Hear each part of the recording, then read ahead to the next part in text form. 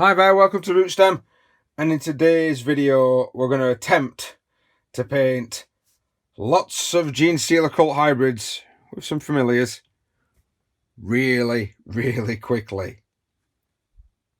Hi guys, welcome. As you can see, I've got over, I think there's over 30, yeah, definitely 33 plus these little guys of Genestealer Hybrids. Now for me, these are your essential units, but they can be quite expensive to purchase from Workshop.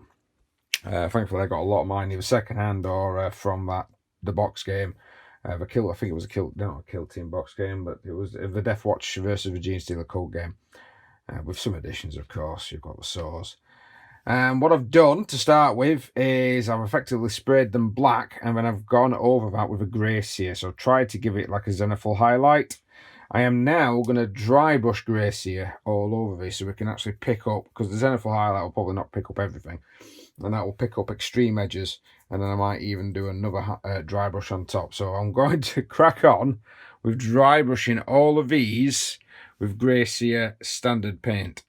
So as you guys can probably see from the colour palette, these are going to be painted up with contrast, and the reason I'm going to be painting these up with contrast is because I want to get them out there quick. If you saw the previous video that I did it on Imperial Guard, where I managed to get 30 odd Imperial Guard done really quick. I'm pretty much going to be doing the same with these guys. So the idea would be that I'm going to do the bodies first. I'm going to do that in a grey. The legs or any cloth is going to be done in a yellow, so we're going to be using Nazgreg yellow for that. And then the purple, because I'm wanting it to fit with my other dark purples, probably going to be using Slayish purple, which a lot of people have told me not to use because it's quite dark, but that's the look that I'm actually after. If it's too dark on one or two of them, I might thin it down with some medium, but yeah, that's basically going to be what the skin colour is, and then we can always, if need be, because that'll be the largest part, we can always highlight on top. Right, so first off, we're going to start with Griff Charger Grey. Yeah, sign already. We're going to get that all over any of what I would call the uniforms kind of armor. I'm going to be mixing myself between a medium shade and a small base brush, and basically all we're going to be doing is to paint this up, and that will keep this nice and light. Now I'm going to try and be as neat as I possibly can. I don't want this going into my arms or anything else that I've done, because we've created a nice, don't get me wrong, if I do make mistakes it's going to have to be done, but don't overload. If you need to, do a couple of thin coats. Now that I got the grey on, we're going to start, I've already started with a few, we're going to start adding the yellow. As you can see, because of the hybrid mix, it actually makes it quite a dark yellow. Nazreg's not that bright anyway, so it'll give it a nice mix of the industrial look that we're going for. So the grey and the yellow. This is the yellow that we're going to be using, and those I've actually been doing a couple of tests for the purple. So just what I use to put the yellow on is a small basing brush. I'm not using anything big, so that way I can get maximum control, and it just coats nicely over what you're actually painting. Again, I'm doing all of them because I've already done all of them with the grey back. So let's get all of them painted with the Nazgreg yellow with the cloth. So any cloth areas, we need to be doing it with the Nazgreg yellow. All right, we've got some skin to do. So I've actually got some contrast medium with some shyish purple. I'm doing a 1-to-1 mix, if you guys can see that there. Zoom in a little bit more maybe. So I'm doing a 1-to-1 mix with the shyish purple, which will give me the yellow, the grey, and then of course the purple that I require. And then when we start putting all the bits in, that should bring the tone down a little. I'm wanting them to be a bit bright, to be honest, but this is to try and get, don't get me wrong, these are not going to be the greatest models in the world, but we're basically doing to try and get this quick. So I'm going to mix this up. I'll mix it 1-to-1 using a shade brush. Always use your medium first. So I'm going to put 3 lots of medium in, and then 3 lots of shyish purple. Not so fussed about getting the medium into the purple. Good scoop.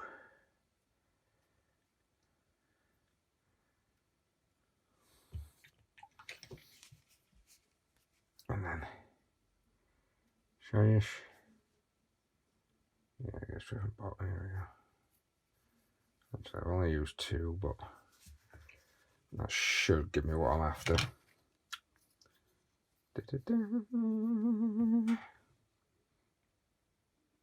Yes.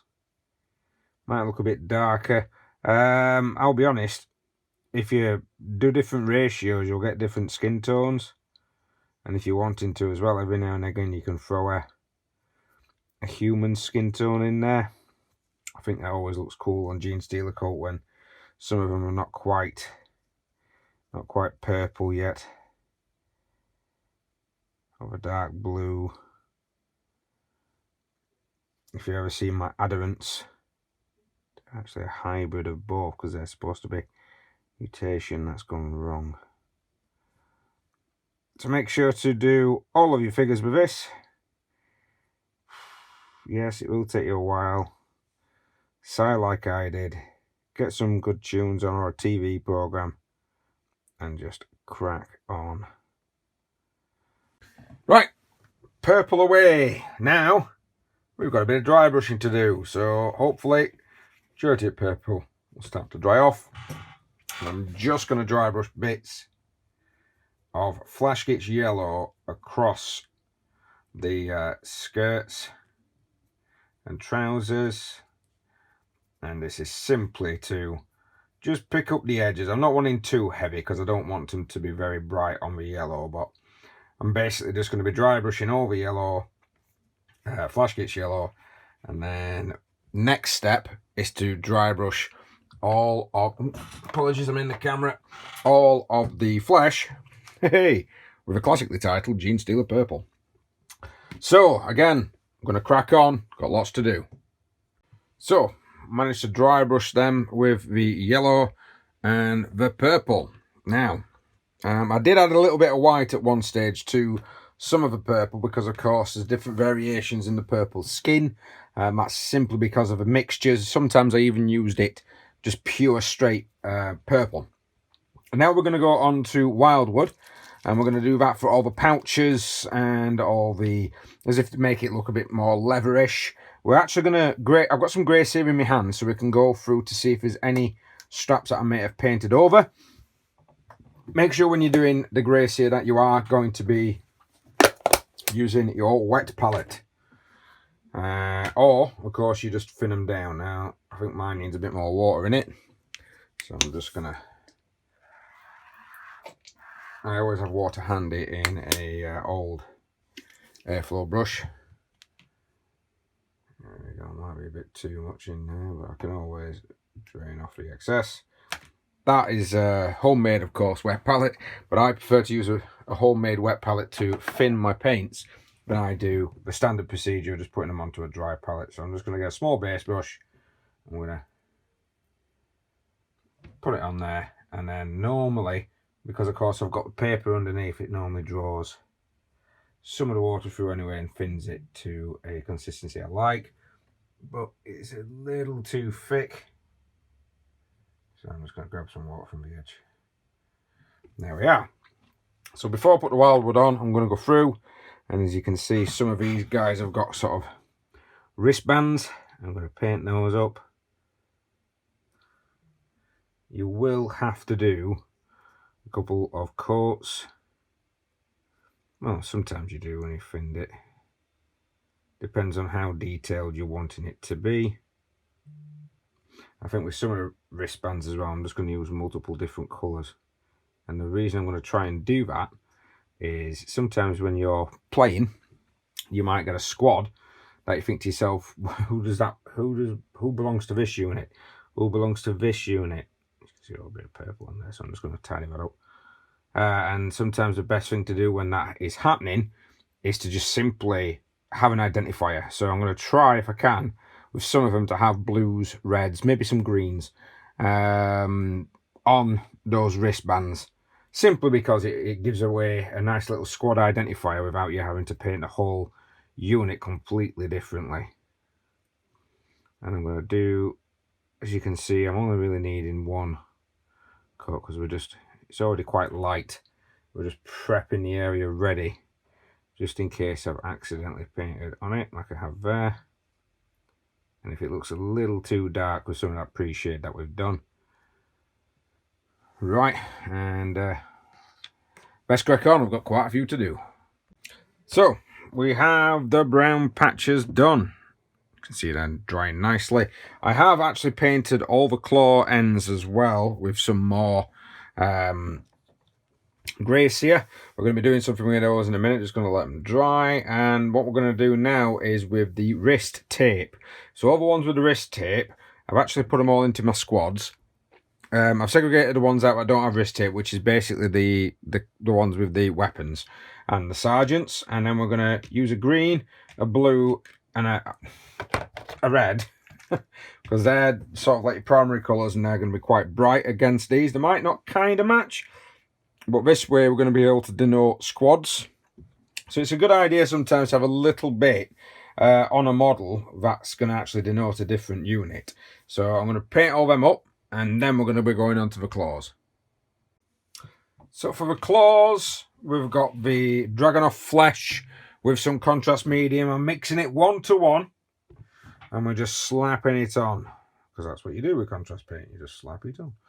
And we're just putting that onto the claws, and that should, when it's dried, give us a nice quick look. And again, you're going to be doing that for pretty much all the models except the ones that don't have claws, because there is some, with these being some of the plastics that I got from the set, there is some that don't have the actual claws.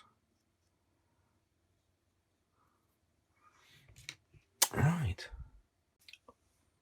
So next up, after we've got all our little green sleeves, we've got our little packets, our pouches, we've got our nails done.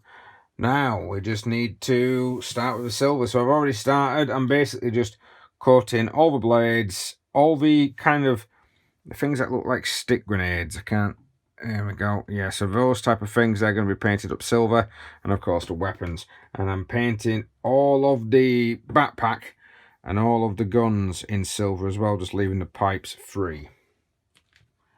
So let's continue. Make sure to get your silver nice and thin. You know, doing it on your wet palette so that it goes on nice and smooth. I'm using lead belcher. It can be quite thick at times.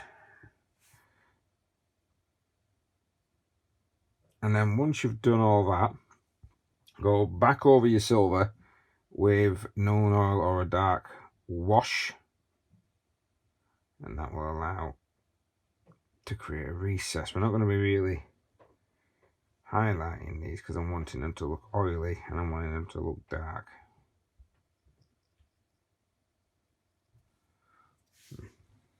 Oh yeah, don't forget your chain as well. If you've got any chains for these need to be painted up in silver as well. So all the metal is done. All the metal is now currently drying with a lovely shade of Nuln Oil, which I've applied all over the actual figure. Now we are going to be putting some black onto some of the silver, so like mainly the casings for the weapons and of course the casings for these. This is to make, because in actual fact, if you go and have a look at a lot of industrial equipment, it's not funky colours, it's actually quite black, and I think I've got enough funky colour on the models. So what we're going to be doing as well, I have gone through and I've made sure that all the masks on these have actually been painted up. Still trying to keep some recess shade when I can, because we're going to black out all of that as well. So we're going to black out all of these weird little masks. I don't know if you can see that one there, but that's like a rebreather. So all of those are going to be blacked out. And I've also dotted little dots on some of the side, the ones with the kind of looks like a brain that's sticking out at the top. And I've just put little dots of the Gracia paint down, and we're just going to hit that with the voluptuous pink, or volupus pink, whichever one it needs to be at the time. And the idea would be is that the little dots will be highlighted, and then it's going to give a nice little sort of alternate colour to the rest. I'm going to put it on quite heavy. I'm not thinning it down.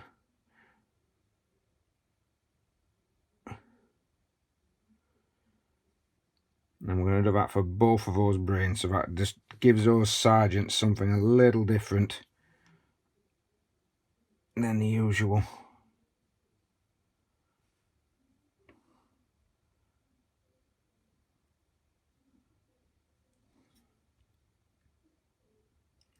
Trying to be careful not to get it on the lighter grey.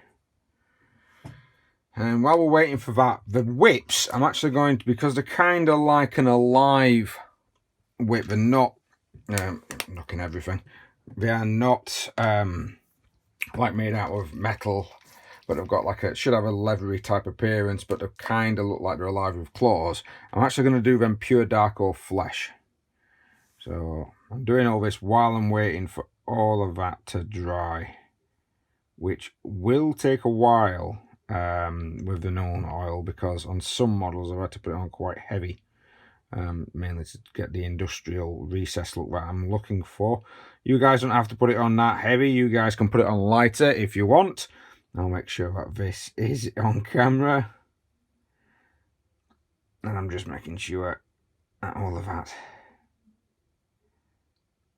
is painted up, and I'll just be doing the other one as well. The third sergeant was actually a kick basher. Basically took some of the other morphs, so I've got that's the bone sword and that's the lash whip, so he doesn't really need much work on at the moment. And I'm going to be doing this now. I am going to be doing something off camera. I'm going to be getting a bone colour, and we're going to be doing, there's ridges on all of these models. So all of these models actually have well, not all of them actually, but some majority of them have like a ridge, if you can see that there. And I'm going to be painting that ridge with the bone. We're going to thin it down using the wet palette. Try get it on in one if we can. If not, we'll do 2 passes on it. And that ridge bone is going to be painted up, and then we're just going to put some Agrax Earth Shade or a brown like wash over that. Not too dark, but that's just going to set it out. And then I'm probably going to be doing the tongue, and I'll come back to you on the tongue. But like I say, use a bone colour. I am going to be using, there we go. I'm going to be using your Shabti, and then Agrax Earth Shade over the top, and that will give them little crest ridges something.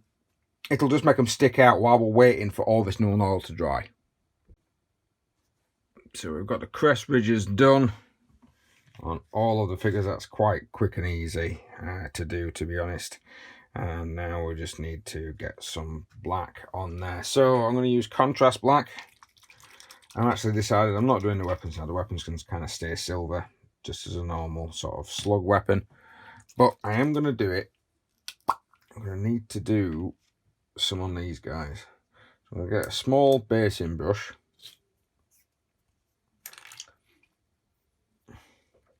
I'm going to put, basically paint these masks in.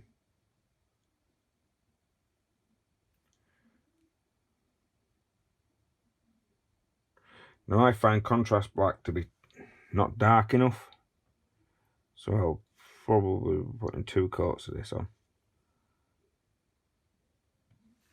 Definitely in camera, that's fine.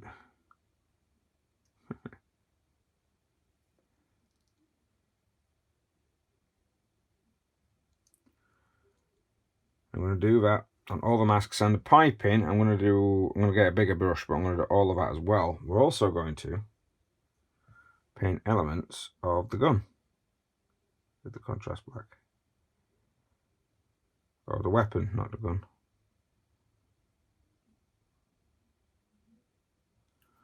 So we painted it silver. That should come through as like a metallic black. We'll set the weapon out quite nicely in areas.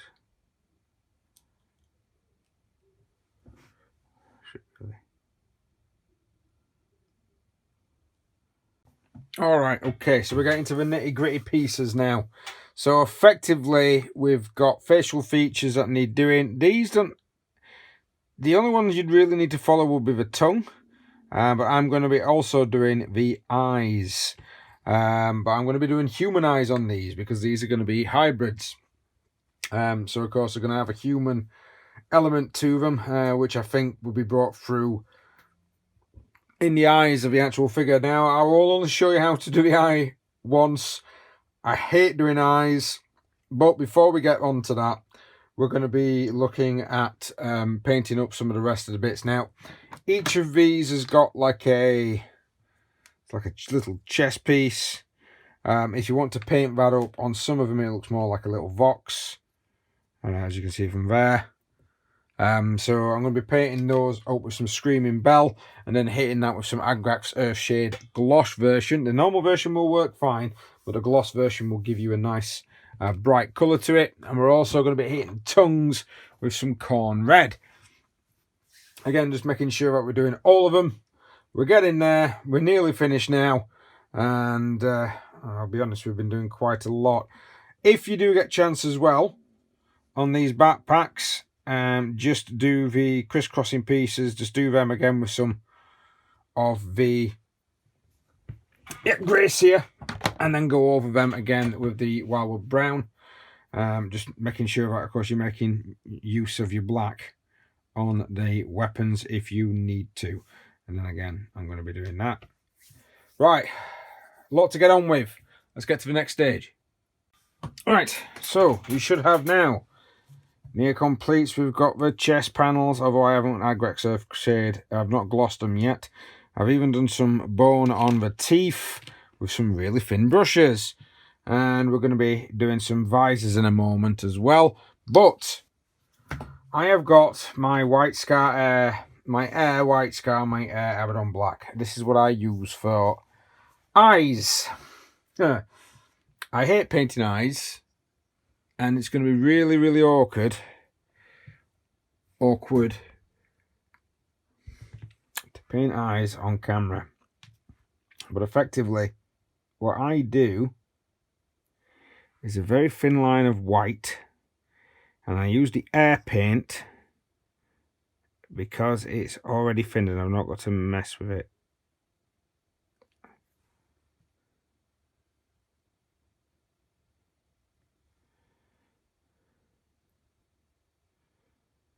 I hate doing it and I've got to do it lots. I always find I put too much on, or I put too little on, or I wait too long and it dries. That's another annoyance. And I'm trying to do it while making sure that I'm in focus and I'm in the camera and I'm not whiting it out.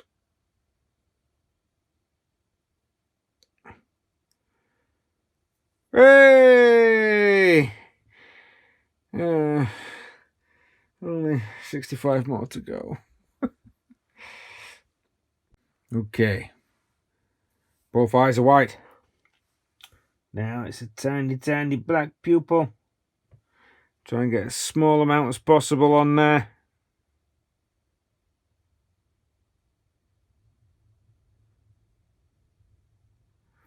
I hope this is going to work. You basically putting a dot on there. Oh Christ.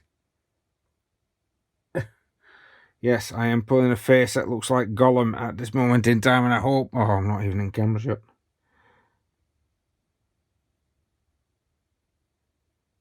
Hey, very nice. Hey! It looks a bit cross-eyed, but that'll do. Christ. So I've done the eyes. Took me a while. I managed to get the majority of them looking good.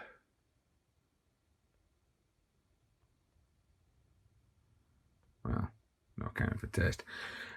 So next is going to be some of these visors that we'll see on some of the models. I tend to put them on the ones that have got the bigger weapons, simply because it's more difficult to paint the face. So the idea is to paint it very bright and then I'm going to go over it with Guilliman glaze. So I'm going to start off with Teclis blue. We're going to kind of layer up to Lothian blue. We're going to use some Skull white. So I'm just going to base coat the Teclis, and I'm going to show you what the next step's going to be. So Lothian blue's down. Not Lothian blue. Teclis blue's down. Now the Lothian blue, and I've put it into the wet palette. I've just thinned it a little bit more than I normally would. And I'm kind of just going to go in stripes across the mask. And I'm going to do this a couple of times just to create layers. So I'm going to sort of always try and do the same direction. I'll do that on all of them. And then again, I'll go back through to the original one and do the stripes again. And I'm going to do that about 3, maybe 4 times. Then I'm going to add a little bit of white and then do it again. And I'm going to kind of try and create a glass effect. Try to create a glass effect. My brush is splitting. I need it to, I'll be honest, I need to wash it.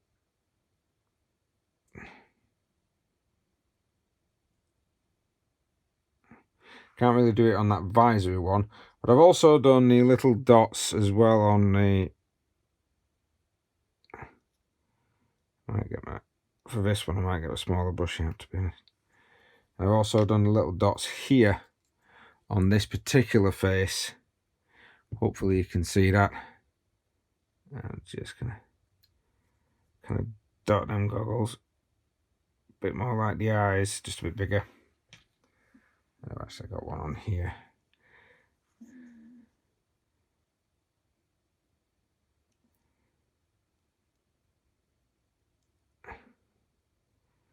Let's put a bit of white in it. Well, I said I'm going to put a bit of white in. I'm actually going to go over some of the bigger ones again with the Lothian blue. Because it's thinned, it should still be quite thin.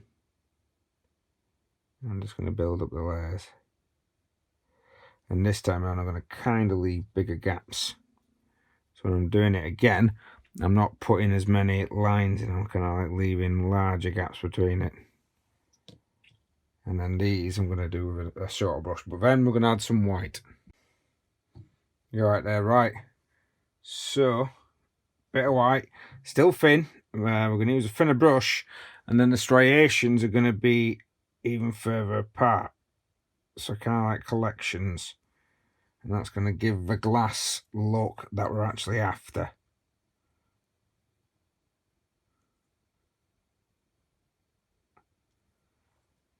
And now I'm trying to just highlight these from the bottom. And then again, a little bit more white. You can use a separate brush for mixing that, so always more beneficial, if I'm perfectly honest. I want quite a bit of white, I want some big striations now. I'm using a wet palette simply because it keeps everything nice and smooth. And I can, of course, thin it down when need be, so that this is going to be nice and runny. And then again, more striations with the runny mix. Sometimes with the runny mix, you put too much on, just knock it off.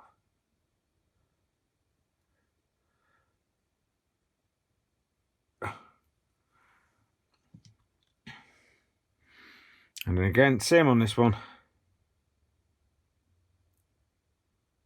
And don't forget, when stuff like this dries, it dries lighter. So it dries darker than when you initially put it on. So I'm probably not, because they're quite thin, I'm not going to do any more on those. Really after this, and then I'll probably just one more on here, just with a bit more white.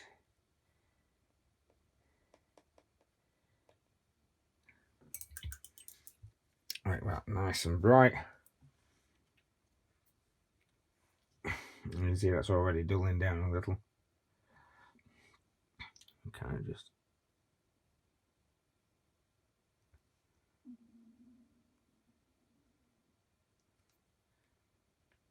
Keeping it thin will mean that you keep control over what it looks like, and you should be able to get a good transition between the different layers.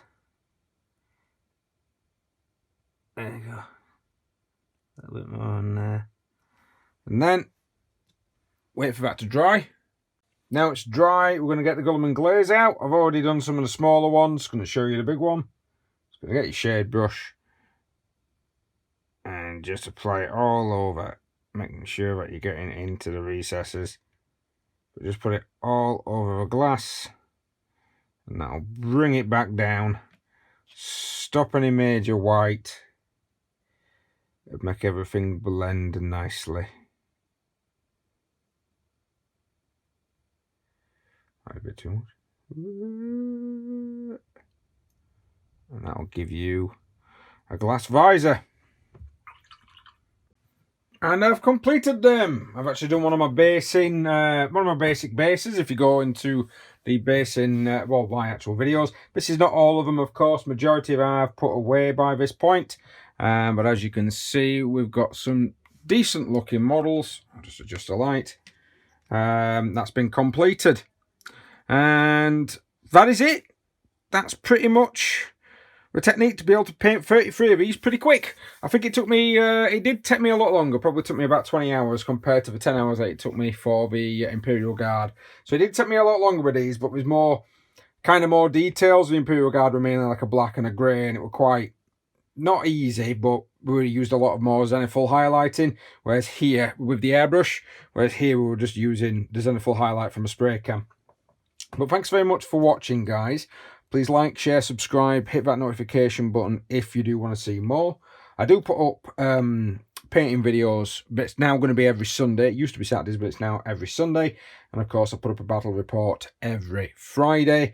I'm also going to be putting random videos up through the week as well, depending, of course, upon what time I get and what I fancy doing at the time. Right, but thanks very much for watching. We will see you next time.